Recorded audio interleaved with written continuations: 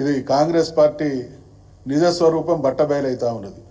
వీళ్ళు మాటలతోని ప్రజల్ని మభ్యపెట్టి మోసబుచ్చేటువంటి కార్యక్రమం. అందుకనే విద్యార్థుల విషయంలో కానీ, మైనార్టీల విషయంలో కానీ, బీసీల విషయంలో కానీ, రైతాంగం విషయంలో కానీ, ఉద్యోగుల విషయంలో కానీ అనేక రకాలైనటువంటి హామీలు ఇచ్చిండ్రు. ఈ హామీలన్నీ ఇవాళ అమలుకు నోచుకోలేదు. కాబట్టి మేము ఈ సభకు విశ్వాసఘాతక సభ అనేటువంటి పేరు పెట్టుకోమనే మాట మాట్లాడతాం. అదేవిధంగా విద్వేష సభ అంటున్నాం. ఎందుకంటున్నాం? ఈ ఏడాది మాసంలో ఎక్కడైనా ముఖ్యమంత్రి గారి నోట నిన్నగాక మొన్న చాచా జవహర్లాల్ నెహ్రూ గారి సందర్భంగా జరిగినటువంటి కార్యక్రమంలో కూడా ఆయన విద్వేషమే. ఒక తెలంగాణ పోరాట యోధుడు తెలంగాణ కోసం ఒక్కడిగా బయలుదేరి ఉద్యమాన్ని ప్రారంభించి కోట్లాది ప్రజల్ని కదిలించి తెలంగాణ జాతిని యావత్తు ఏకోన్ముఖులను చేసి తెలంగాణ సాధించినటువంటి కేసీఆర్ గారి మీద ఆయన మాట్లాడుతున్నటువంటి మాటలు మనం అందరం చూస్తూ ఉన్నాం. అందుకనే విద్వేషం అంటున్నాం.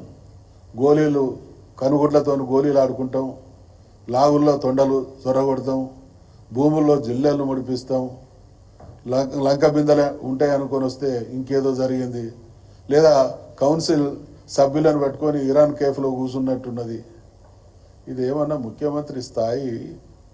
ఒక ప్రజాస్వామ్య వ్యవస్థలో ఒక పాలకుడు తన స్థాయిని, తన ప్రజల స్థాయిని పెంచి ఇమేజ్ పెంచుకునేటువంటి దిశగా ఆలోచించాలి తప్ప ఈయన అన్నిటినీ కించపరిచేటువంటి మాటలు మాట్లాడుతూ ఉన్నారు.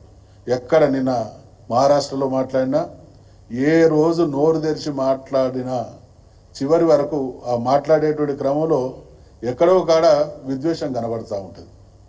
అందుకనే పెడితే విశ్వాసఘాతక సభ పెట్టుకోండి, లేదా విద్వేష సభ పెట్టుకోండి, లేదా విధ్వంస సభ.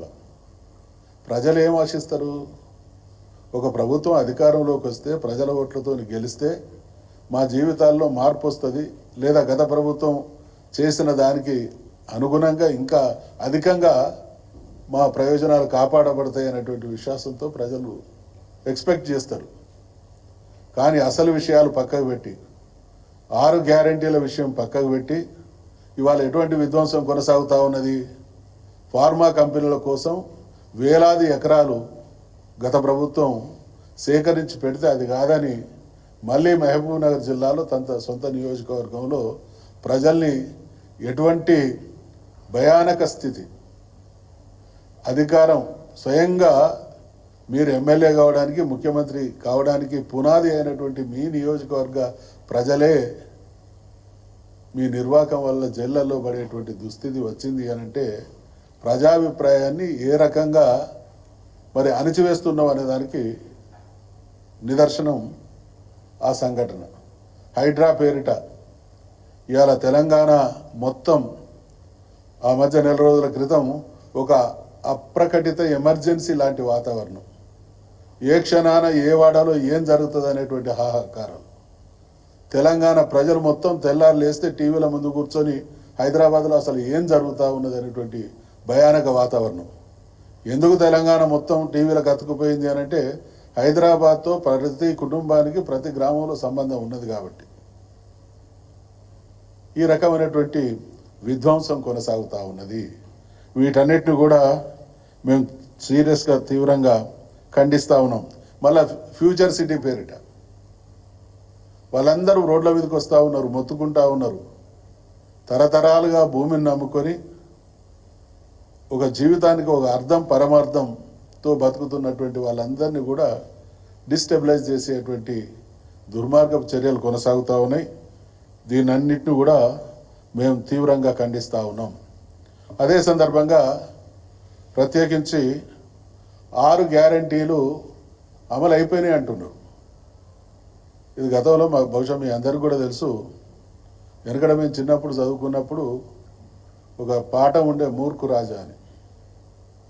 ఇక దేవతా వస్త్రాల గురించి చెప్పాలంటే అది కొంచెం సంస్కారం అడ్డ వస్తుంది. ఏది లేనిది ఉన్నట్టు భ్రమింపజేసి, ఇవ్వంది ఇచ్చినట్టు భ్రమింపజేసి ప్రజల్ని ఒక గందరగోళ పరిస్థితిలోకి ఈ ప్రభుత్వం తీసుకుపోతూ ఉన్నది.